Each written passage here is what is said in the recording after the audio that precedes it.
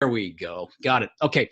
So we talk about, and I know that we've all seen this. The price of a suit was an ounce of gold 2,000 years ago. It was an ounce of gold 60 years ago. It was an ounce of gold today. I want to take this whole concept and I want to shift it. I want to flip it a little bit. Okay. What we're really saying here is that the price hasn't changed when we measure it in gold, which is a true store of value. So what we're really saying is that the value of gold does not change. It's the currencies which are constantly fluctuating.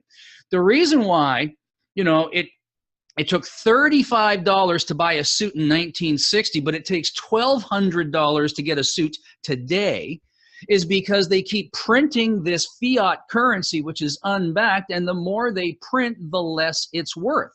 But the purchasing power, the value of the gold itself, its store of value has remained constant over time. And so I want to show this to you now. Take a look at this slide. I've never, this is a brand new one. I've been playing with it. I pulled some of this information from King World News. I want you to just take a look at it. And what we're doing here is I want to show you the destruction of the fiat currencies when we don't measure currency against each other, but when we measure the currency against the gold. You see, most people think, the price of gold went up. No, the price of gold went down. Actually, the price of gold really doesn't change. It changes when we measure gold in dollars.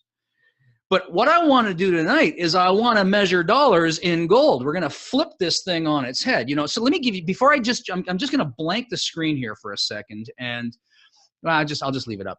So, I want to go back. I'm going to take you back a couple years ago, and some of you will have heard me say this before. All right, I go back to this is 2017, so I go back to 2014, 2015, and today the closing price of gold today in U.S. dollars, okay, in U.S. dollars, the closing price of gold today was about 1208, 1210. Do you know that in 2014, 15, the price of gold was about $1,210, pretty much the same as it was today. So, if you look at it in US dollars, the price of gold didn't change at all. But I don't live in the United States. I live in Canada. And in 2014, 15, the Canadian dollar and the US dollar traded on par with each other. That meant that one Canadian dollar was equal to one US dollar. And so I could buy an ounce of gold for $12.10 American, or I could buy it for $12.10 Canadian. It was the same. It was irrelevant. Well, here we are today on January 24th of 2017. The Canadian dollar has dropped 35% against the US dollar. And now all of a sudden today, gold in US dollars is $12.10. But if I have to buy them in Canadian dollars, it now costs me $1,600 an ounce. Now, I want you to think about this, and I want you to think about this from the perspective of saving gold over long periods of time. Now, I bought gold back in 2014, back in 2015, where I paid $1,200 for it. And you know what? I didn't have to do anything. I just sat on it. I just let it sit in a corner, accumulate no interest, and the value of the gold that I bought in 2014, even though the price, when you look on the internet, hasn't changed, the value of my dollar has dropped 35%, and now all of a sudden my gold is worth $1,600. I got a 35% lift on the value of that gold just by sitting on it. And the same thing is going to happen to each and every one of you, no matter what country or what currency you're dealing with. Now, I want to focus you back to this chart on the screen, and I want you to, we know that the United States went off the gold standard in 1971, and because of Bretton Woods, everybody was pegged to the US dollar, which basically meant that the entire world was on a gold standard pegged through the US dollar. The US dollar was what we call a proxy, okay?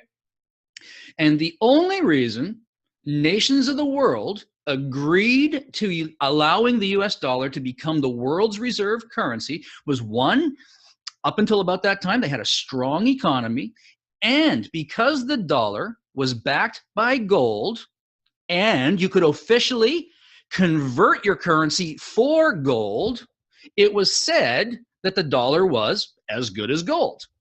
Well, that was a promise. 1971, August 15th of 1971, Richard Nixon broke that promise, and all of a sudden, the dollar was no longer as good as gold. The dollar was just a useless piece of paper that people accepted because they were floating around in circulation. There was a promise that would be paid against. So now I want to go look at this chart, okay? And I'm going to look at 5 major currencies. Do you know that in 1971, you could buy an ounce of gold for 12,500 yen? So in Japanese yen, an ounce of gold was 12,500. You see, you have to price gold in the currency that you use in the nation you live in. It's wrong to always price gold in US dollars because not everybody has them. So the Japanese yen in 1971, an ounce of gold was $12,500. Today, as of yesterday, an ounce of gold in Japanese yen is 139,000 yen. In other words, the price of gold in yen increased 11 times. But if you take, now we understand that the gold holds its value. So the gold bought a suit 2,000 years ago, the gold bought the same suit 60 years ago, the gold buys the same suit today. So the purchasing power has remained the same. So if we then take the value of the currency, what's the decline of currency relative to gold?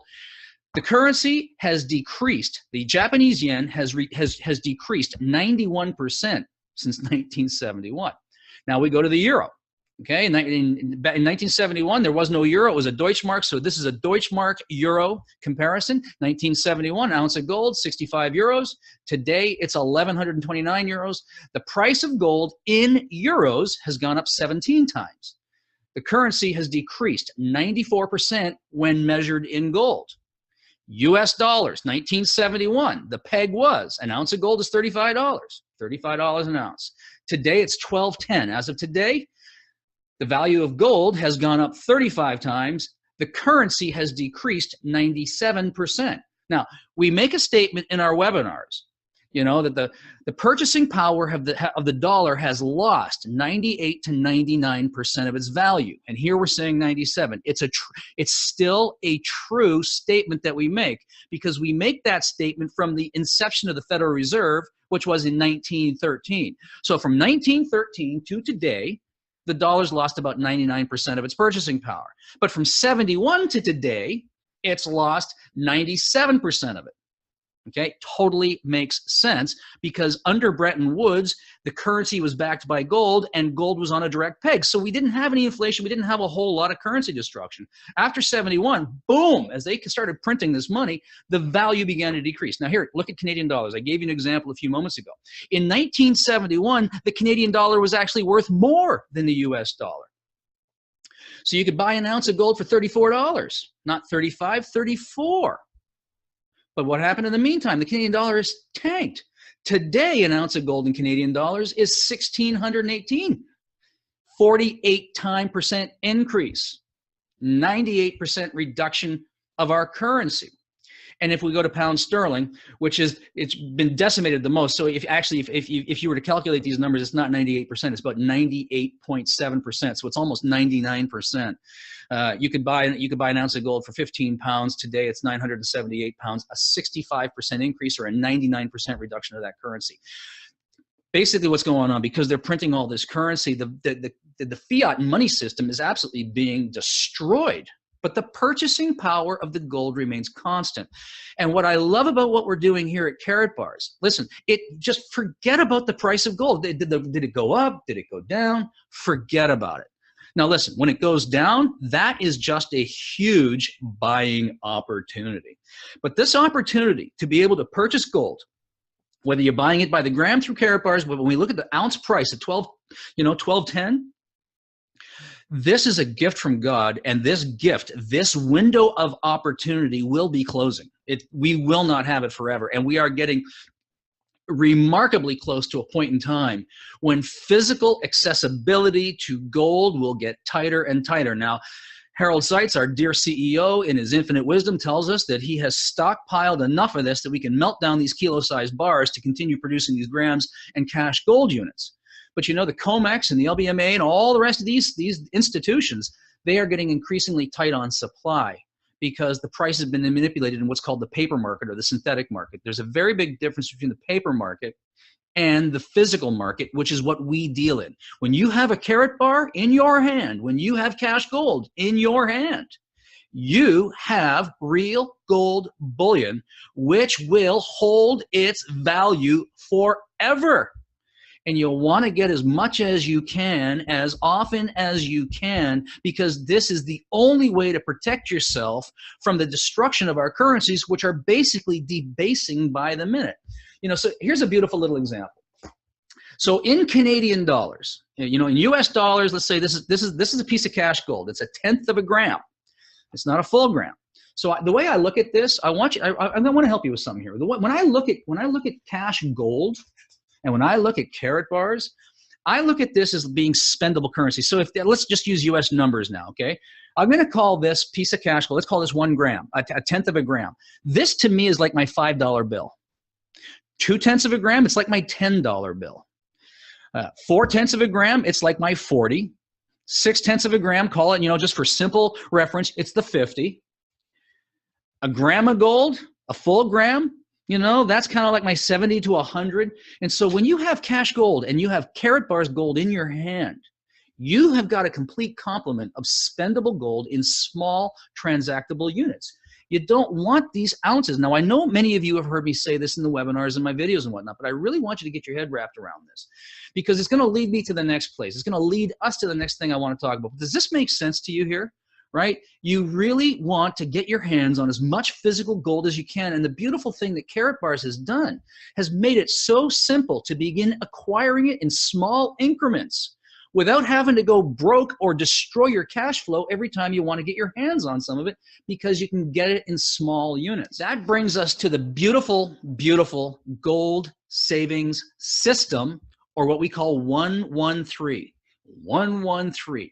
This is a beautiful, powerful, but utterly simplistic savings mechanism that will literally enable you to save money, accumulate real and genuine wealth, and protect and you preserve your purchasing power. Because, the way I look at it is every time I take a $10 bill from my wallet and acquire a piece of cash gold, I'm basically I'm washing my fiat money. I'm giving it back to the central bank, and I'm acquiring a piece of cash gold in my hand. And the minute I do that, inflation is dead in its tracks. As long as I'm holding on to $10 bills, $5 bills, $20 bills, inflation is eating it every second I hang on to it. The minute I convert it into gold, I stop inflation dead in its tracks. And you do the same thing. Now, the beautiful thing about this system is, listen, if all you ever did was open a free gold savings account and begin to acquire gold by the gram, you have already done more than 99% of people on this planet. We've used this statistic before. 1% of the world's population holds physical gold. Actually, the latest number from the World Gold Council, I spent a good part of this week at the Vancouver Investment and Resource Conference, so it's primarily focused on precious metals. The statement that they're making now is that actually statistically, it's 0.5% of the world's population sit on physical gold. So if all you ever did was acquire gold into that gold savings account and stop inflation, you have done more than 99.5% of the people on this planet. And that's a beautiful thing. And this is why we do this, because we understand the power of getting ourselves on this physical precious metal to hedge ourselves against inflation.